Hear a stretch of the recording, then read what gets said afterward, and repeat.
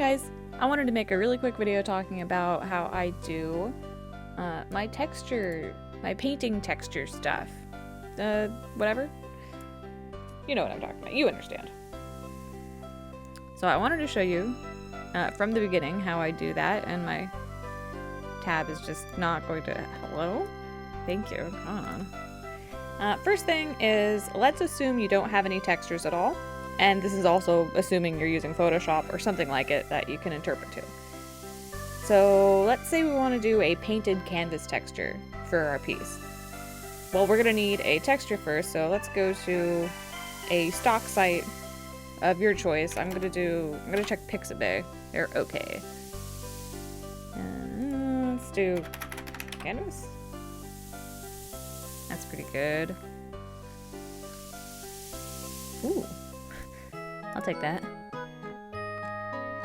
It doesn't seem like there's much else. Why don't we try Unsplash? I want it to be a fabric like this. This is the one I have, actually, I think. This is the one I just used. Let's do that. Download original, thank you.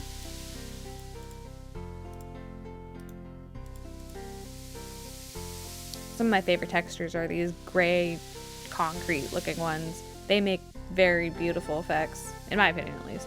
I really like them. Okay. We're gonna open it in Photoshop here.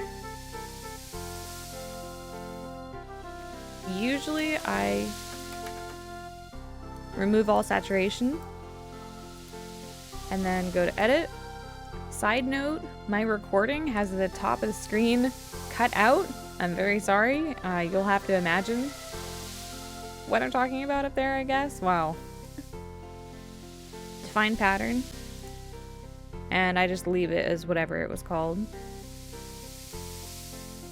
And now we have a pattern. I'm going to do it for the rest of them.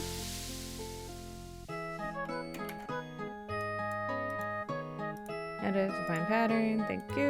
And then I'm going to flip it.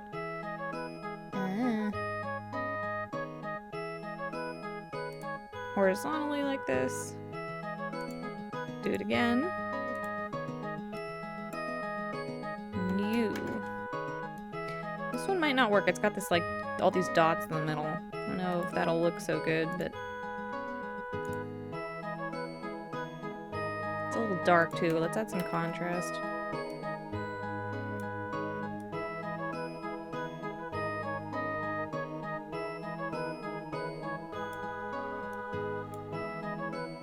Okay.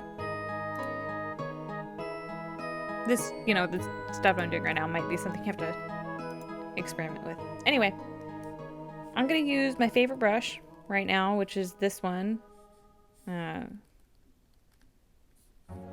I think I only have like one upload showing this, but I try to include on every upload that I do with brushes. So if you downloaded any of my brushes, this is probably in here somewhere. I just don't mention it. I have all of these basic ones included with pretty much every brush pack. So, to use this, to use your new texture, you would go and open, I think this is just called brush. Go to texture. Yours is probably turned off, turn it on. And then probably click the little lock there and make sure it's locked on. I have a bunch of patterns that I've accumulated. This is my go-to canvas texture. I don't even know what this is. What's your name? I don't even know. Pattern 7.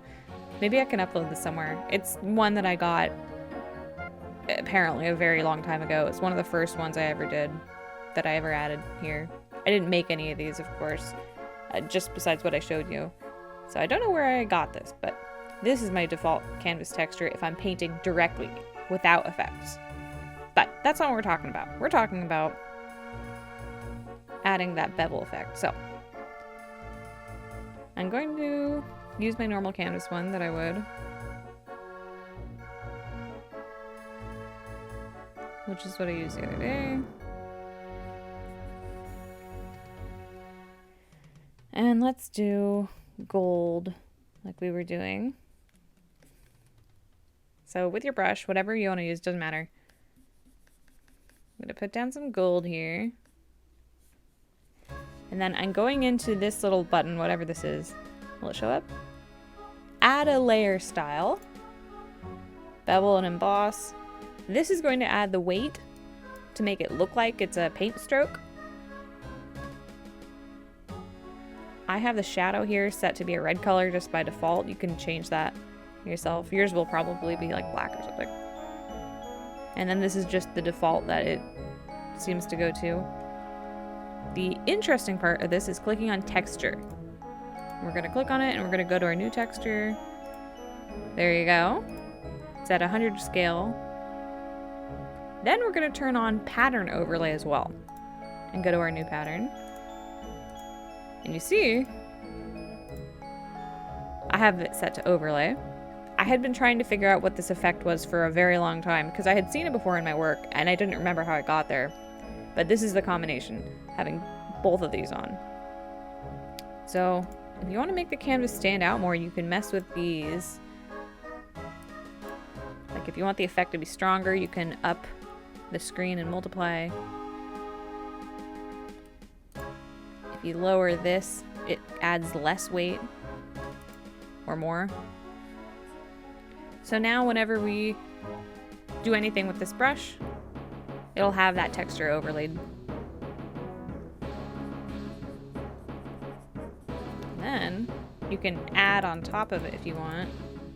Make a new layer, right click, copy layer style, paste. And look at that, there's more weight now. Do it again.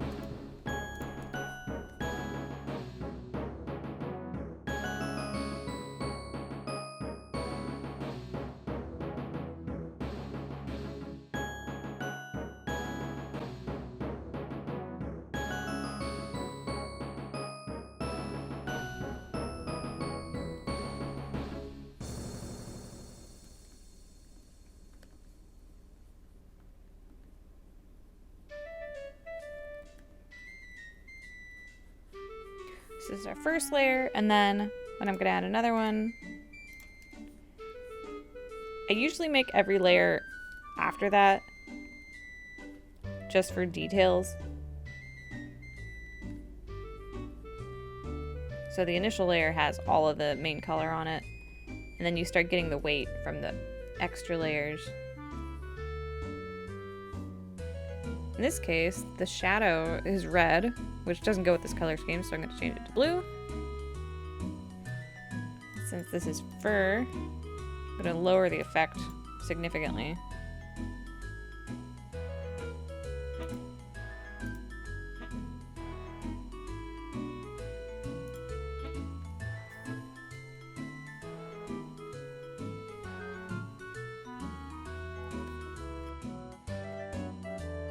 This is it without the effects. See how different it looks. It adds a little shadow underneath without any extra effort on your part. It really helps.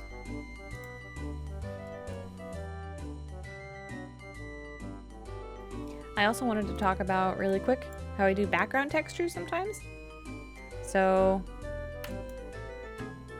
I'll do a little gradient like that and then add bevel and emboss, texture, and then I'll find a texture I like.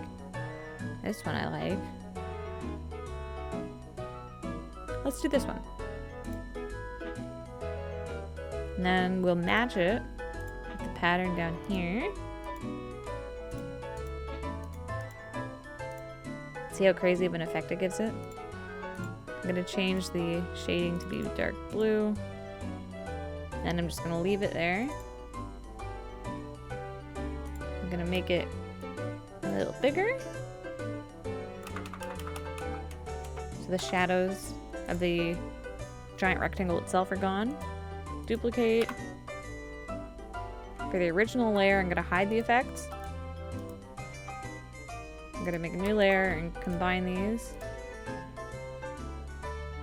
And then change the opacity. So that now we can determine how much of the texture we want.